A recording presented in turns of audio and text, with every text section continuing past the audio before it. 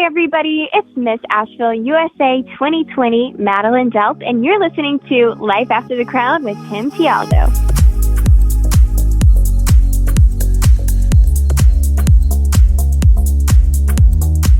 Hey everybody, my name is Tim Tialdo and welcome to Season 2 of the Life After the Crown podcast. Now, if you haven't had a chance to listen to any of the previous episodes, I do encourage you to go back and listen because there are many valuable interviews that you will definitely gain some wisdom from.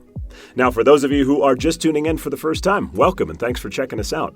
Each episode of Life After the Crown, I interview former pageant contestants, title holders, and women of influence who share advice and stories on how to help you succeed in the world of pageants, but more importantly, how you can flourish in the professional world once your pageant journey comes to an end. As always, I appreciate you taking the time to download this podcast. I do value your time, and I'm glad you're here listening. So let's get started. My guest today is an entrepreneur, speaker, and pageant role model who loves to chase bold adventures. Her journey of going from being a shy and newly paralyzed 10-year-old with spinal cord injuries to climbing Mount Rushmore, base jumping, traveling the world, and winning Miss Wheelchair USA shows the truth that we can all define our own potential. Her passion is to share this message while on speaking tours with anyone dealing with life disabilities. She continued her passion of inspiring empowered living in 2016 by founding a nonprofit organization called Live Boundless, which helps to deliver wheelchairs to medically underserved countries around the world. Her recent adventures include being the first girl in a wheelchair to compete in Miss North Carolina USA, which, by the way, this year she finished in the top 10. And also traveling to the Philippines and Ecuador for wheelchair delivery projects, along with shark cage diving. Yeah, that's right, in Florida, just to keep things interesting. I've had the distinct honor and pleasure to get to know her the last 2 years, Madeline Delp. Always great to have you. Welcome to the podcast. Hey, Tim. So excited to be here. So shark diving, huh? Let me hear about this. Oh, you haven't heard the story? No. Oh, my goodness. So I, just for fun, went down to Florida and decided to go shark cage diving. Well, we were on the boat. It was like an hour off the coast of Florida, and the guy said, okay, everyone, we're just going to jump and free dive today. We're not going to use the cage. So he's throwing big chunks of bait in the water, and I jump in, and there was a hammerhead that showed a little too much interest in me. It was going up against my leg, and all I could think was just go for the legs, please. If that's where you're going to eat, I won't lose too much there. So it was a scary experience. Luckily, I ended up okay, but, You're braver than me, so way to go. Well, hey, let's just get right into the conversation. You have inspired a ton of people across the country the past 2 years. They've seen you compete in the pageant. And your name has come up in former podcasts that I've had when Shandy Finnessy and I were talking just about the diversity of contestants that have entered the pageant world, and especially in the Miss USA system. And, I guess what I want to do is, obviously we need to kind of go back to the beginning of, what has been presented as a challenge to you, and that is a spinal cord injury. Can you tell everybody your story of how it happened? Because you weren't born with this. This was something that actually happened to you during your life. Yeah, that's right. So it was when I was 10 years old, and it was through a car accident. My mom and I were driving home one night, and were just hit by a truck. I was completely crushed in the back, so much so that the first responders had to, cut me out of the car and breathe for me because I wasn't even breathing, and sent me to the hospital. Didn't think I would make it. And after a few weeks in a coma, I woke up to a whole new reality, which was the fact that I couldn't move my legs anymore. And obviously that was extremely terrifying. But I think the hardest part was coming home to a whole new reality, which wasn't the fact that I couldn't walk, but it was rather that I felt so out of place in my normal world, and I didn't feel like I was accepted the same. So I was my school literally said that I had to find somewhere else to go because they didn't want to become accessible. Several people in my family didn't even talk to me anymore, and it's hard to even believe now, but it was so isolating. And then I even had members of my church that said, oh, you're being punished. You've done something wrong. Oh, and that's why you were injured. And so I was just surrounded with so much fear and shame for so long. And it took a major wake-up call to be able to get out of that. So I like to say that it wasn't that I was just, my disability was in my body, it was in my mind. And so I had to really free myself from that to find freedom. And that's why I've pursued all the things that I have, is because it's showing myself I'm not held back by anything anymore. And no mentality, no people, no negativity can stop me from doing all that I dream to do in my life. Well, let's talk about, I guess, that specific thing, because I think what's fascinating about that mindset, if you will, is that, anybody that listens to this podcast, if you are listening, I would say that 99% of us don't have a physical handicap. And yet there are things that happen to us where we get down and depressed and, oh man, I don't know if I'm going to be able to do this and that. And you have things in your life that are so much more difficult than any of us deal with. I guess my real question that I would love for people to hear from your mouth is, how did you find that moment or that inspiration in your life to say, you know what, yeah, I've been dealt these cards, but here's what I'm going to do and here's why? Well, I would have to say it was in phases. So the first time was when my mom decided that we were going to move. We were leaving our hometown. We went to Detroit, Michigan, and stayed there for a year. And I got away from a lot of the really negative factors in my life. So it was a point where I saw, okay, there is something more to me than all of these people who are feeding these words of negativity. But the real shift happened when I was 19, 20, and I was in college. I had dropped out of my classes because I had gotten so sick from stomach ulcers. I had been to the emergency room 3 times from anxiety and panic attacks. I had been almost practically fired from my job because I couldn't come to work enough because I was so sick, and I had basically hit rock bottom. And so I wanted an escape. I wanted an escape from the reality that I was in. I didn't want to be the same person anymore. I wanted to just change. And so I did something radical, and I went in the office of my study abroad department in the university, and I signed up for a study abroad in Germany.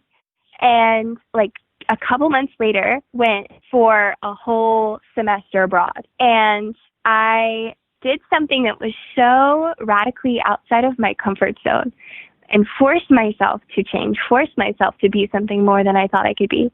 And that started this domino effect of constantly challenging my assumptions of what I could do. So, like you said, we all have disabilities in life, and I think a really good way to challenge those is by targeting and focusing in on what scares me the most, and then do it. That'll change you real fast. So what was it about the study abroad that really, I guess, changed your mind? Because I've seen you get around. I mean, you get around really good. I mean, I'm actually having trouble keeping up with you when I'm around you. And I know traveling out of the country is one thing, but were there certain physical things that changed for you that you felt like, okay, I can do this? Yeah, I had never lived on my own by that point, and I had to get an apartment myself in a country where I didn't speak the language very well, at least at the time. And I just had so many physical challenges. Getting around in Europe isn't always easy, especially with things like cobblestone and steps everywhere. So I was very challenged at a lot of physical levels. But it was the mental level of being so far from home and being away from all of my comfort zones and having to say, I can do this. I am independent. And then when I did it, it made me realize, oh, I didn't think I could do this whole time. And then I can, like, even though it's a struggle and even though I cried almost every day for the first week, like, I did it. And I had to feed that, like, belief to myself in order to grow. Well, let's talk about where pageantry came in. So you're 26 now. The accident happened when you were 10, so it's been 16 years. At what point along the line did pageantry come into play, and how did it come into play? So someone had invited me to participate in Miss Wheelchair North Carolina, and at the time I didn't even know such a thing existed. I never thought pageantry would be the thing for me, but I had gotten on this kick of doing things that really challenged me and that were new. So I thought, okay, yeah, let's give this a try. And I went on to compete and I won and just had a whole year of speaking all across the state and meeting so many different people and realizing I had this passion for speaking and being an advocate and being like an example of hope for women and girls and really anybody. Well, then I went on to Miss Wheelchair USA and somehow won that too. And so just had the absolute, like, incredible opportunity to travel all around the U.S. And so I went to 35 states within a year. Yeah. And spoke to countless organizations, met with government officials, actually talked to members of the Senate in Washington, D.C. about changing laws for people with disabilities. And it was just a very powerful time. Well, I had this little girl in a wheelchair come up to me at one of the events, and she said, "Do you think that someone who looks like us could ever be considered pretty enough to be in the real Miss USA?" Oh. And that hit me so hard because I didn't know what to say to her, honestly, and I felt like in my mind I didn't even think that was a possibility. And it kind of ate away at me for months and months. And that's why I decided to compete in Miss North Carolina USA, or at least one of the many reasons, because I was like, you know what, there are so many people who don't believe that they're good enough, who don't see their own beauty. And how can I change that stereotype? And how can I really shake up the Miss USA system and show something that's very different, but that can be equally just as beautiful. And that's a lot of my motivation in competing in the system. When you decided that you were going to do Miss USA, did you know at the time that you were able to compete, or did you have to look up the rules to make sure that you were able to compete? Was that part of your scenario? So what I did was I looked up Miss Paula Miles and found her on LinkedIn and wrote her, and we had a conversation the next day. And she's the president of the Miss North Carolina USA system, as you very well know. And she was like, "You know what? We would love to have you. Like, we'll make it work. Just tell us what you need, and we'll find a way to do it." So I felt very welcomed by her right off the bat, and obviously nervous, but it didn't seem like it was out of the question. No, I mean, I remember when they told me you were going to be competing, we were excited. And I remember for the stage, we actually built a ramp that year because, yes. The girls, as you know, I mean, they normally come down the middle. And I remember the first time, you remember this, the first time you came down that ramp. Yep. you were hustling, and I was like, oh my God. And I think the judges thought you were going to ramp into the audience, but yeah, you navigate so well and did like a spin, and I was like, wow, okay, she's got this down. Those poor judges probably felt they didn't score me well. I was just going to aim right for them. I remember that. I thought there was a chance that I was going to go off the stage that first time. Well, I mean, look, North Carolina USA, the past 2 years has been the toughest Miss pageant in the country. Kaylin Miller-Keys gets runner-up at Miss USA. Obviously, Chesley this year won Miss USA. So you're not just competing in any state. I mean, you're competing in one of the toughest states in the country in the Miss division. Last year, you get top 15. This year, you get top 10. And I know you've dealt with flack for that. So I want to talk about it because I know people that follow me know that I was publicly defending you. You know, I was kind of ticked off, probably like you were, that people kind of felt like you were getting, I guess what we'll call brownie points for having a wheelchair. I guess talk about, you know, how you've dealt with that and what your thoughts are on it. Yeah, first of all, I want to say it meant so much to me that you did stand up for me, because Well, you're very I was really nervous putting it out there and saying, hey guys, like, this is something that I just want everybody to know. This is what I'm dealing with, and I just want to face it head on. Like, this is not the truth. So I got quite a few comments, privately and some publicly, of people saying, oh, well, I hope she doesn't get all of the pity votes because that wouldn't be fair to the other girls. Or, yeah, she was just because of the chair, they felt bad for her. And that was so offensive to me, because all I could think was, if anything,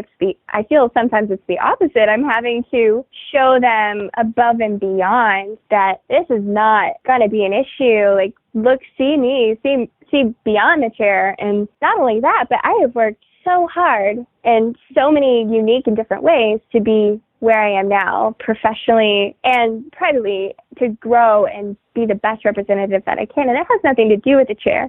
It's just a part of my story. But in a way, I can see how people can see the difficulty with that. It's either, on one spectrum, she's getting favoritism because people feel bad for her. And on the other end, like, oh, she couldn't be a contestant because she looks too different. So it's like, I believe that it is very much a happy medium, that they're judging me fairly. And that's what I 100% am going into it believing. And I hope other people can see that as a continue in the system. Well, and for those negative people out there, I mean, I understand where they're coming from. I mean, they're looking at it going, well, it's not apples to apples. You know, she's doing the walk and Madeline's not. So I guess from your standpoint, when you go to prepare for on-stage competition, being that, obviously the walk is not part of that for you, how do you prepare, and what did you feel like you needed to do to, I guess, execute that part of the competition? Well, to be honest, the first year I didn't know what I was doing. I just kind of went out there and did my best. But the second year, just a couple weeks ago, I was very strategic with how I did it. So I did stage training with past Miss USA, Mia Sanchez, and she worked with me to work to present myself in the same way that people do when they're walking. So she told me it's not about whether you're walking or rolling, it's about the fact that you're showing the same amount of confidence and poise and strength as anybody else out there. And when you do your turns, you look back at them and you smile and you shine and just brighten up the room with your presence. And that's what matters. It doesn't matter about anything else. And so I took those words, and every day I went into the yoga studio at my gym, and I would go back and forth in front of the mirror, like turning and doing my little hand on my hip and giving the look. And it wasn't the posturing as much as it was as practicing how to shine, practicing how to let my confidence just glow through me, because that was the important part. And I believe that when you take that on stage, then that's the main thing that you need. It doesn't matter what's going on from the hips down. Well, I remember watching you the first time you competed. I mean, you're talking to somebody who's seen literally thousands of girls come across that stage. And I just remember thinking to myself, wow, I guess I didn't know what to expect, because I've never seen somebody compete in a wheelchair. And I thought, man, she is killing it up there. And in prelims, I remember saying to myself, she legitimately could make the 15. I really thought that, because obviously the second day we make the cut right off the bat, and boom, there you were, you made it. And, I think we were witnessing history right there. And it was just really cool how you handled it, how well you handled yourself, and how you overcame, stereotypes and negativity and pessimism and all that kind of stuff to get there. And I am just so proud of you. And I know I'm asking really raw and tough questions here, but I know that you and I have talked about this before, and I know you're comfortable answering them. So thank you, number one, for that. But number two, I'm just so proud of you. Oh, thank you. That means a lot to me, especially coming from you. And I think having you there really helped, because you were such a warm and welcoming presence that made me feel comfortable being there, because it was hard. I will never say that it wasn't, because, when you're sitting down looking up at girls who have just legs for days, and are able to have a whole different presence. Like the first go around, I felt extremely insecure, and it was a big mental battle. The second time, I learned how to prep myself a lot better to be able to have a self-confidence that exceeded whatever other competition was there around me. But I want to thank you for helping me to feel comfortable in my own skin both years. You're such an amazing host and presence to have in the pageant. You're very welcome. And I think the one thing that I will tell you and everybody listening is, look, I understand it's pageants and it's a judged competition. And yes, there is going to be a winner and a loser and et cetera. But I think the one thing that I always try to do, that it sounds like it comes off that way, and I certainly always hope it does, is that I try to look at a spirit and not a body or a look. When I see somebody's spirit when they come on stage, whether or not I believe they have a shot in hell of winning or not, and your spirit on stage, I mean, you could just tell that you were there. You really were giving it your all. You were excited. You were treated everybody else so great. Didn't you get Miss Congeniality, or am I dreaming? I did, both years actually. So that was an honor for sure. Yeah. And I think that's the key, is that, no matter why you're competing or no matter what you think you can or can't do, bring a great spirit and just enjoy it and make friends and just have a good time. And, I think for all of us, the maturity that we present is that we don't look at somebody as quote unquote different, but yet all a part of the same thing that we're trying to do. And, I know that's challenging for people. I get it. But at the end of the day, I mean, you can really show great maturity by, looking at someone who obviously has a different capability than I do, and saying we're all here doing the same thing. Exactly. And it is about the person who is going to be representing the state and the country, and not how they look on, in the pictures or on a magazine cover. It's about how they interact with every person they touch along the way and how they're influencing all the people who are looking up to them. And I strive to be the best version of that I can, to prepare myself for if I do win. So, but thank you. I appreciate all your words. You're welcome, and keep doing what you're doing. Now, you mind if I tell the Reno story? Oh, go for it. Yes. So I get finished hosting Teen USA. I flew back home for a couple of days, came out the morning of Miss USA back to Reno. And as I'm walking through the casino lobby there at the Grand Sierra Resort, here's Madeline. And I'm like, oh, my God. I'm like, what are you doing here? She's like, I drove out here to watch Chesley. I'm like, you drove from North Carolina to Reno? And she's like, yeah. And I'm like, well, who are you here with? She's like, nobody. I just came out to watch her. I'm thinking, oh, my, what a dedicated friend. That's fantastic. Give me the background to wanting to take the trip and doing it. I mean, that's a long, long drive. Yeah, it is. So just to give you some, like you said, some background of that, I had decided that I was going to drive cross country. And I'd been working with a company to show off this car that was completely adapted for a chair, had a ramp come out, hand controls, the whole 9 yards. And I was like, the best way to show this would just be driving all around the country in all kinds of different areas and just showing how anybody with any kind of disability can be independent, live their lives. And I knew that Miss USA was coming up, but at the time, I didn't know exactly where it was going to be, but I was like, there's a good chance that I can make it if it's somewhere near where I'm going to be when the dates are and the place is released. So I started off on this journey, was driving for a month and a half all by myself from North Carolina, the southern route down through Los Angeles, and then up to San Francisco. And then when I was in LA, I found out that it was going to be in Reno, and like the exact same time I was going to be in Nevada. And I was so excited. So I was like, yes, I am going. We're going to make it happen, and got to cheer on Chesley. And then when I saw you there, I was like, okay, this is perfect. So we had a good time that night. Got to hang out with some fun people, too. Yeah, so let's tell that story. So Chesley wins. Obviously that's just an over-the-top experience for both of us since, we were part of the same pageant and everything. But exactly. Here's the fun story. So after Miss USA, normally there is some sort of after party. For the contestants, the staff, everybody that's in the production, etc. So I'm walking through the lobby with Nick and Vanessa, and they get a VIP booth in this club that's right next to where the theater was. And it's only got, so many spots for people, and everybody wanted to be in the VIP booth, of course. But it was basically just Nick and Vanessa, a couple of their friends, Nia and I, and then MUO staff and some of the state directors. Well, Madeline rolls into the club, and I see her down there, and she's like, can I come up there? And I'm like, I don't know if there's room, but let me see. And talk to the security guy, ended up getting her up into the VIP booth. And, for those of you who've been to a club, and I'm sure that's most of you listening, I was sitting up on the back of one of the seats, in the lounge there. And Madeline says, can I sit up there with you? And now I'm just being 100% transparent here. I was like, how are you going to sit up here with me? And she's like, well, just pick me up and put me up there with you. You can take me out of my chair. And I was like, okay. So I picked Madeline up and I set her up there next to me.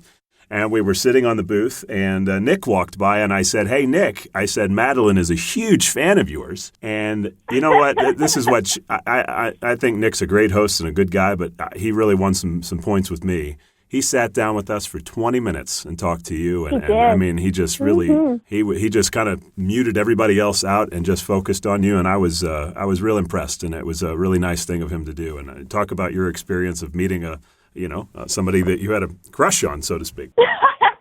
I think I did at one point in my life for sure, but oh my gosh, that was so surreal. And listening to this story back, I'm like almost amused at myself for me just being like, hey, Tim, can you pick me up and put me on the thing and then introduce me to Nick? And that was fun. But I think I ended up dancing with some of the final contestants. And I don't know if you saw this, but someone was spinning me around and I actually went backwards out of the chair.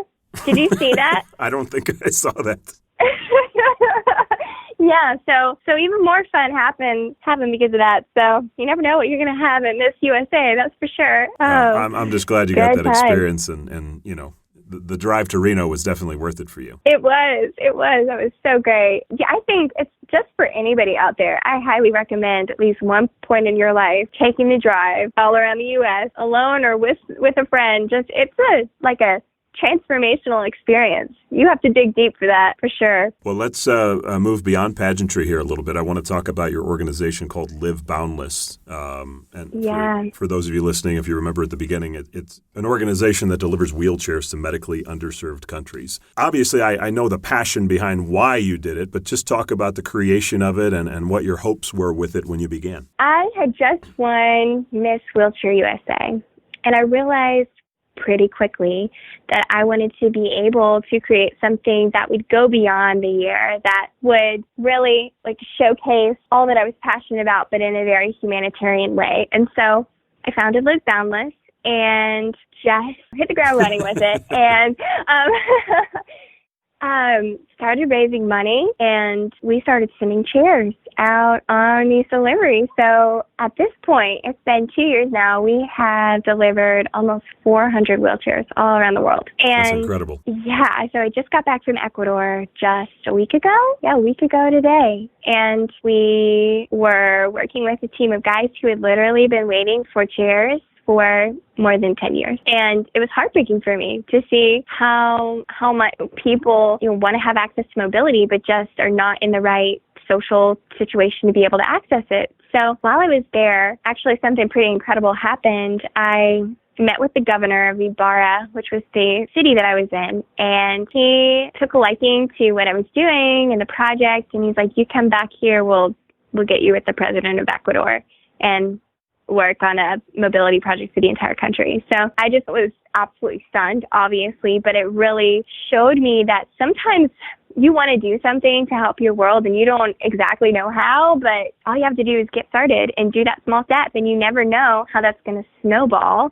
And then all of a sudden you're going to have the chance to meet a president of a country and talk about entire reform for a nation and how it can just become so much bigger than you thought it would. So I know that's true with all that you've done as well. Let me say this, and I think a lot of people who are listening, if you've been on a mission trip, if you've done some charitable work, people usually provide people with one of three things. They set them up with maybe water or food, or they, build them a new shelter or something like that.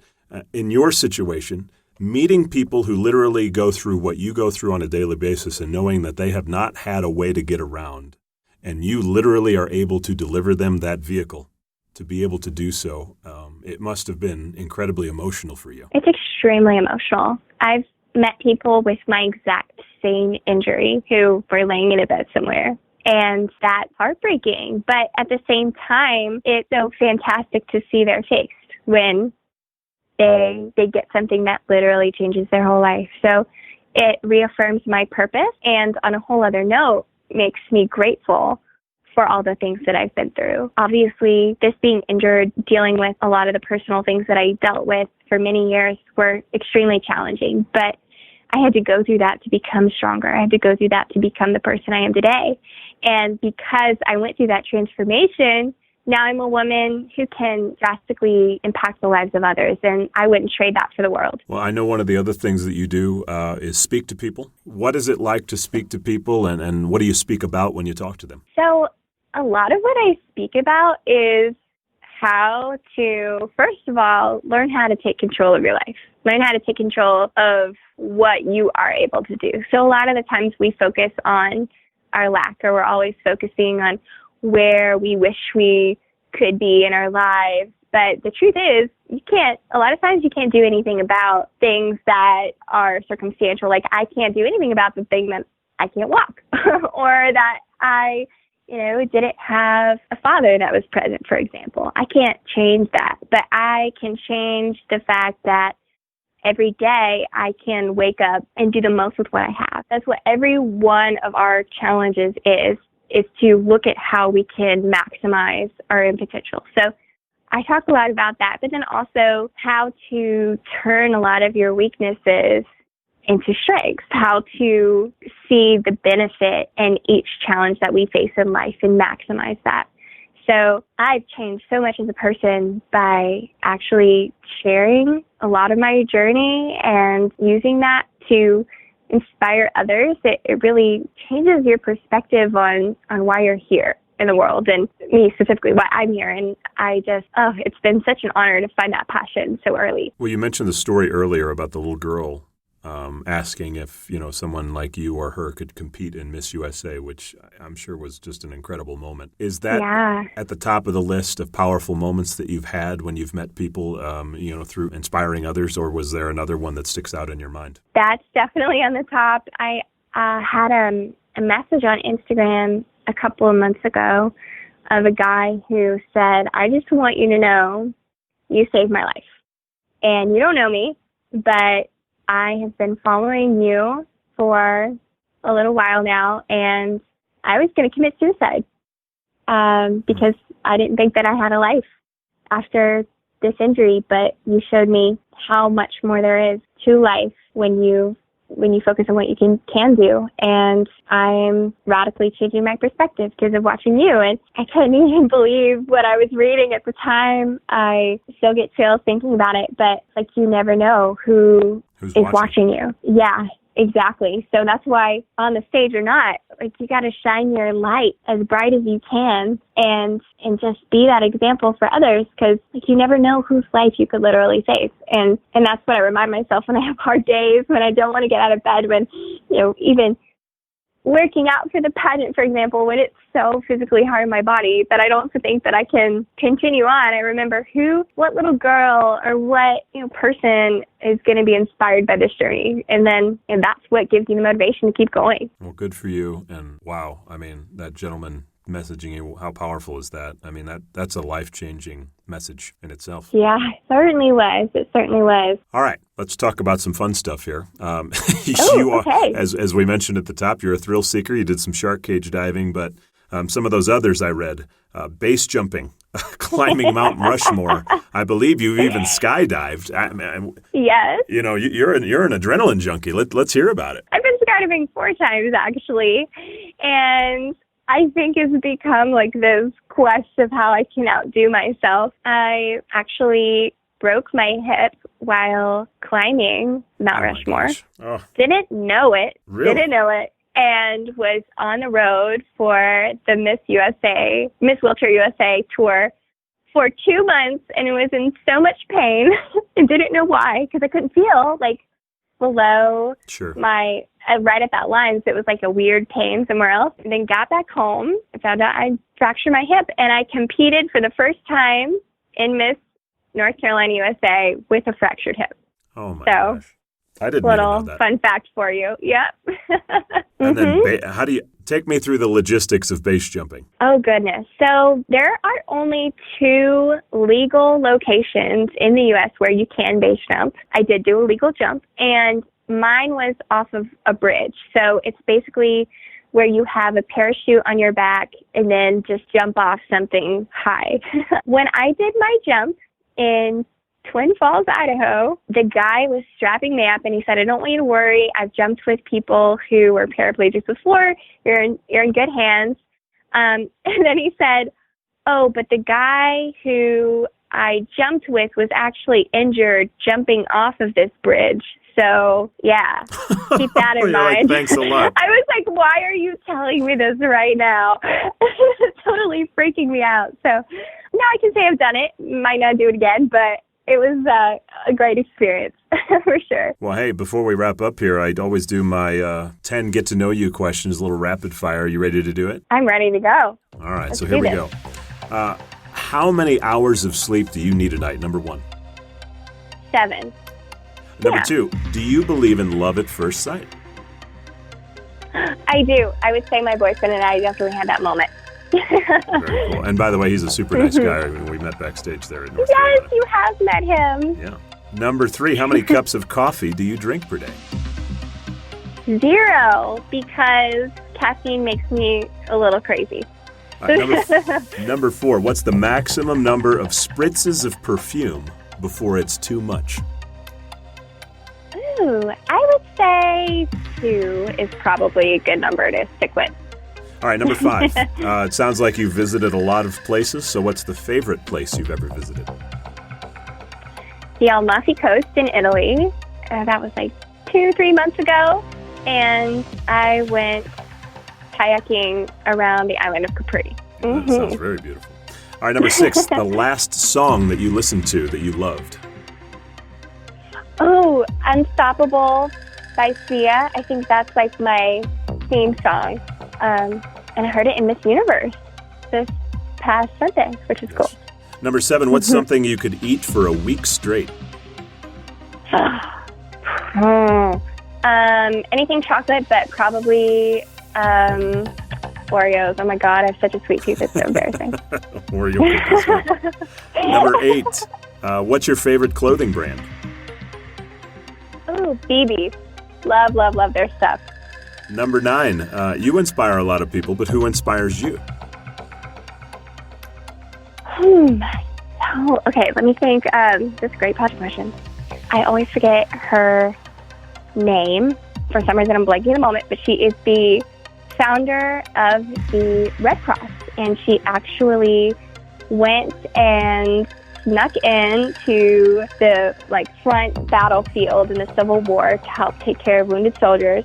Ended up founding a nonprofit because of it, and changed the entire world. So she's who inspires me with my humanitarian work. Long answer, sorry. All right, number 10, last one. First celebrity crush. Who was it? Oh goodness. First celebrity crush. It would have to be Channing Tatum, and I actually gave a speech about him in one of my public speaking classes, embarrassingly enough, about how awesome he was. So I have a feeling you'll meet him there one you of go. these days. I just might, and hopefully he didn't listen to that confession. You never know. Whatever I do. All right, that's your 10 questions. You're off the hook. Thanks so much. And look, thank you for everything that you do. I think everybody listening is inspired by just hearing you talk and the attitude that you bring to the world, and just how you navigate things that, for many of us would be incredibly challenging, but you take it with a grain of salt and just keep going. And I think we're all inspired by that. So I just, for everybody listening, I just want to say thank you. Thank you so much for saying that, Tim. That means so much to hear. And hopefully I'll be seeing you next year at Miss North Carolina, USA. Yeah, I was going to ask you. You've got 2 years of eligibility left here. You want to continue going? Yep. I think I'm going to continue for next year. So we'll see what happens. Maybe this will be my year. You never know. Very good. Well, Madeline, you're awesome. Thanks so much. Oh, thank you. It's such an honor to be here. Thanks for listening to today's episode, everybody, and to Madeline Delp for her time. Now, if you want to follow Madeline on social media, you can check out her Instagram. It's at @LiveBoundlessGirl, or go to her website, liveboundless.org.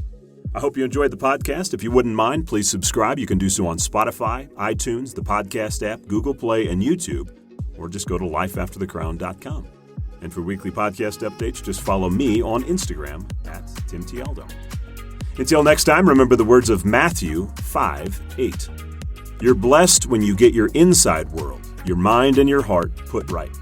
Then you can see God in the outside world. Have an awesome week, everybody. Happy New Year.